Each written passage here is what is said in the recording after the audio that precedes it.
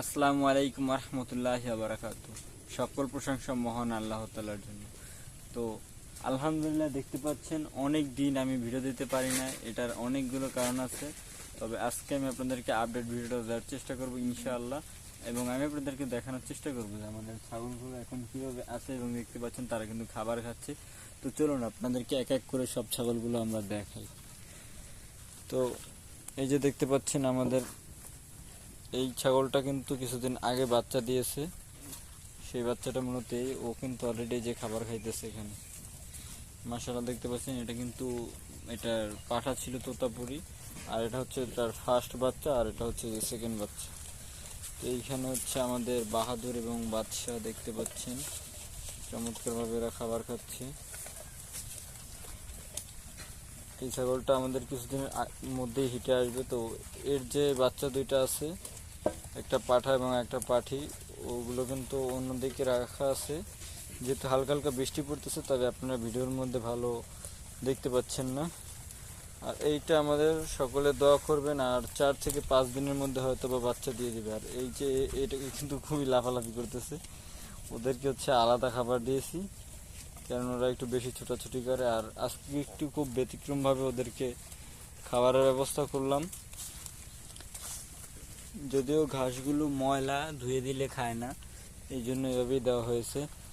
আর আজকে আমি যেটা করছি, সকাল সকাল এই বাঁশটা বেঁধে দিছি, কারণ আমরা ওদেরকে যেখানে খাবার খাওয়ার জন্য নিয়ে যেতাম সেখানে এখন আর নিতে পারবো না, কারণ আমরা যে নৌকায় করে নিতাম ওদেরকে, সেই নৌকাটা এখন উপরে উঠানোর কারণ ওটা থেকে পানি উঠতো, যার জন্য কিছু সংস্কারের কাজ করতে হবে।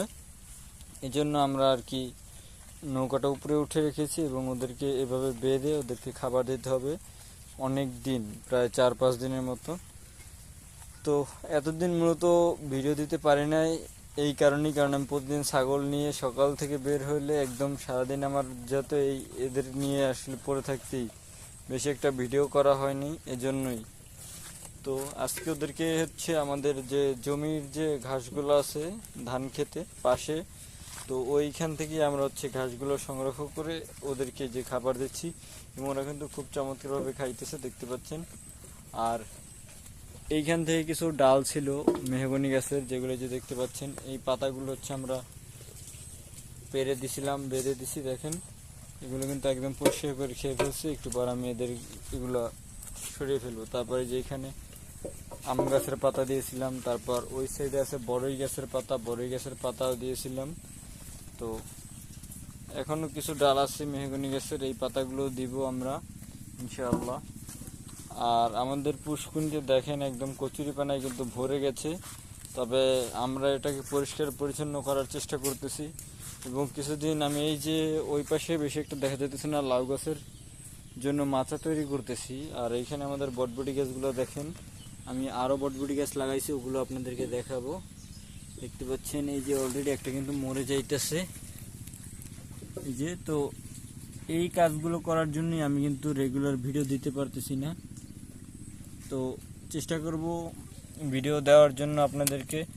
আপনারা সকলে যারা চ্যানেলে নতুন সাবস্ক্রাইব করবেন, এবং কী বিষয়ে ভিডিও চান কমেন্ট করে জানাতে পারেন। এই ছিল আজকের আপডেট ভিডিও। সকলে ভালো থাকবেন। আসসালামু আলাইকুম রহমতুল্লাহি ওয়া বারাকাতুহু।